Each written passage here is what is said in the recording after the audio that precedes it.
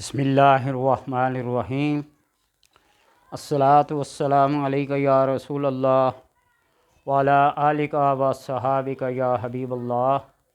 اللہم صلی علی محمد وعلی آل محمد وبارک وسلم وصلی علیہ صلی اللہ علیہ یا محمد نور من نور اللہ۔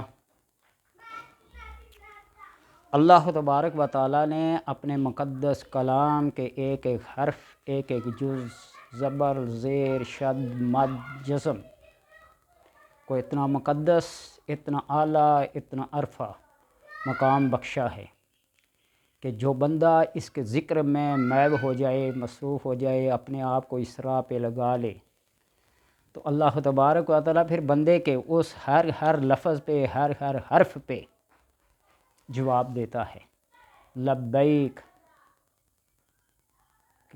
کہتا ہے۔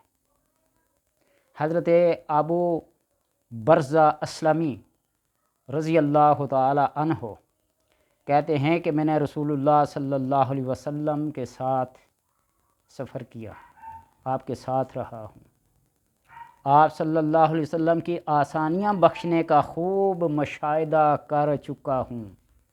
اگلی امتوں میں بڑی سختیاں تھیں، امت پر وہ احکام ہلکے کر دیے گئے ہیں، یعنی اس امت پر وہ پہلوؤں کی سختیاں اس امت کے لیے نرمیاں ہیں۔ اس لیے نبی اکرم صلی اللہ علیہ وسلم نے فرمایا کہ اللہ تبارک و تعالی میری امت کے دل کے خیالات اور ارادوں پر گرفت نہیں کرتا۔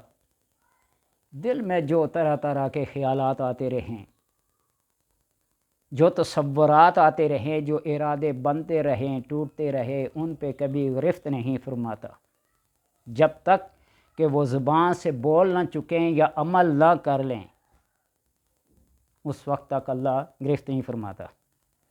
فرمایا کہ میری امت سے خطا اور نسیان معاف کر دیا گیا ہے۔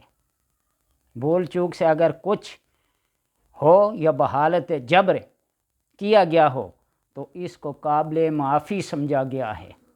لا اکرہ فی الدین الا من اکرہ وقلبہ مطمئن بالایمان، یہ اس امت کا خاصہ ہے۔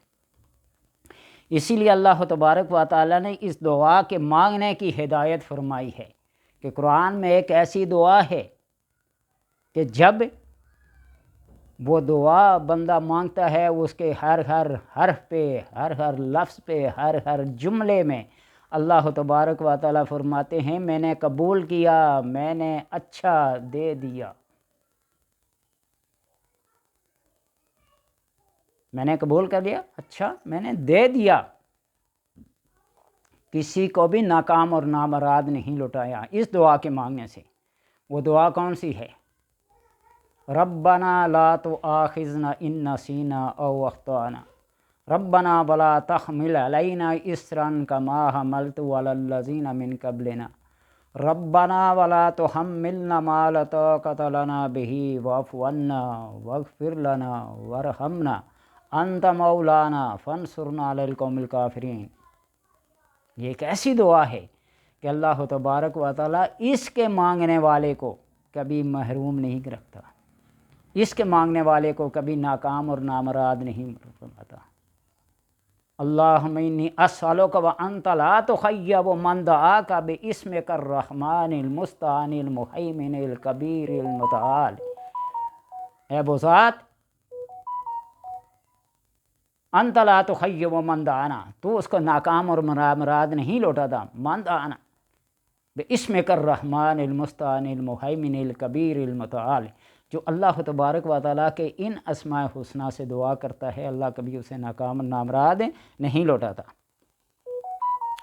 صحیح مسلم سے ثابت ہے کہ اس دعا کے ذریعے خدا سے دعا مانگا جاتا ہے، اللہ تبارک و تعالیٰ ہر سوال پر جواب ارشاد فرماتے ہیں، اچھا میں نے دے دیا نا، میں نے قبول کر لیا، مانگو تو صحیح، اس کے علاوہ اور کیا مانگنا چاہتے ہو۔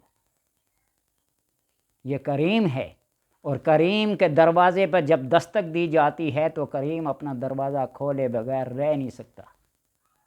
کریم کی یہ صفت ہے کہ وہ جب کسی پہ قابو پا لیتا ہے تو اس کو معاف کر دیتا ہے۔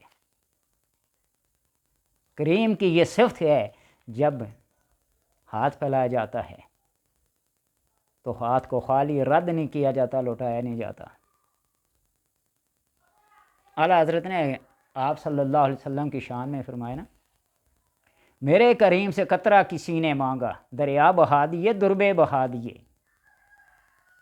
کہ نبی اکرم صلی اللہ علیہ وسلم سے جو کچھ کسی نے مانگا، دربے بہا دیے، دریا بہا دیے۔ تو کسی نے لکھا ہے نا حاتم طائی کے بارے میں، امام حسن علیہ السلام کے سامنے یہ ذکر کیا گیا نا، حاتم طائی بڑا سخی تھا، وہ تقسیم جب کرتا تو بندہ ایک چیز لینے کے لیے 10 دفعہ لائن میں لگ جائے تو اس نے کبھی آنکھ اٹھا کر نہیں دیکھا کہ یہ 10ویں بار لے رہا ہے۔ تو امام حسن نے فرمایا یہ کوئی سخاوت ہے؟ میرے نانا سے جس نے ایک دفعہ لے لیا زندگی بھر اس کو دوبارہ لینے کی ضرورت پیش نہ آئی۔ اللہ تبارک و تعالیٰ نے ہمیں 2 کریموں کے درمیان رکھا ہے، بسط شکر ہے۔ کتنا شکر ادا کرو گے؟ ایک کریم آپ صلی اللہ علیہ وسلم کی ذات، اور ایک کریم وہ خود جو حقیقی معنوں میں کریم ہے۔ تو اس کے دروازے پہ دستک دو، وہ دروازہ کھولے بغیر رہے گا نہیں۔ ہاتھ پھیلاؤ، وہ دامن بھرے بغیر رہے گا نہیں۔ اس سے مانگو، وہ عطا کیے بغیر رہے گا نہیں۔ ایک خاتون جس کو مرگی کی بیماری تھی،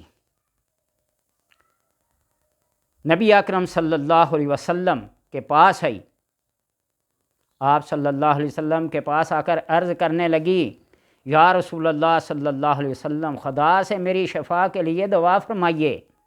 آپ صلی اللہ نے فرمایا اگر یہ تیری یہی مرضی ہے تو میں خدا سے دعا کرتا ہوں وہ تجھے شفا دے دے گا، اور اگر تو چاہے تو صبر کر، اور بروز قیامت حساب تجھ پر سے اٹھ جائے گا، حساب کتاب نہیں دینا پڑے گا۔ وہ کہنے لگی اچھا میں بیماری پر صبر کر لوں گی جب کہ مجھے حساب سے آزاد کیا جا سکتا ہے۔ وہ یہ کہہ رہی تھی کہ مجھے مرگی کی بیماری ہے، ہوش و حواس رخصت ہو جاتے ہیں، جسم پر سے کپڑا ہٹ جاتا ہے، برہنہ ہو جاتی ہوں، بیماری دور نہ ہو تو نہ ہو، کوئی پرواہ نہیں، لیکن اللہ تبارک و تعالیٰ سے دعا کیجئے کہ کم از کم میرا کپڑا نہ کھلنے پائے۔ یہ اس کریم کی شان دیکھیے، بیماری رہے تو رہے، جائے تو جائے، نہ جائے تو نہ جائے، مجھے بیماری کا کوئی اب دکھ نہیں، افسوس نہیں، میں اس پر صبر کر لوں گی، اور حساب کتاب سے میں بری ذمہ ہونا چاہتی ہوں۔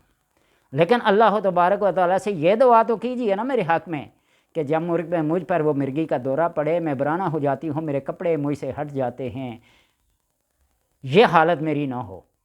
میں اس بے حیائی اور بے شرمی کو برداشت نہیں کر سکتی۔ بیماری، دکھ، مصیبت، ہر چیز تکلیف برداشت کر سکتی ہوں، لیکن آپ صلی اللہ علیہ وسلم نے دعا فرمائی، اور پھر کبھی بحالت مرگی کپڑا اس کے جسم سے نہ ہٹا۔ یہ میرے کریم آقا کی شان ہے۔ ایک لفظ نہیں ہے کہ تیرے لب پہ نہیں ہے، ہر چیز کائنات کی آپ صلی اللہ علیہ وسلم کے پاس ہے، لیکن لفظ نہیں یا نہ یہ آپ کے پاس نہیں ہے۔ اللہ تبارک و تعالیٰ سے دعا ہے کہ ہمیں اپنے مقدس کلام کے ایک ایک جز سے، ایک ایک حرف اور ایک ایک لفظ، ایک ایک جملے اور ایک ایک دعا سے مستفید ہونے کی توفیق عطا فرمائے۔ اور یہ دعا کرنا نہ بھولیے گا، اللہم ربنا لا تؤاخذنا ان نسینا او اخطانا، ربنا ولا تحمل علینا اصرا کما حملت علی الذین من قبلنا، ربنا ولا تحملنا ما لا طاقۃ لنا به واعف عنا واغفر لنا وارحمنا انت مولانا فانصرنا علی القوم الکافرین، آمین بجاہ حبیب رب العالمین۔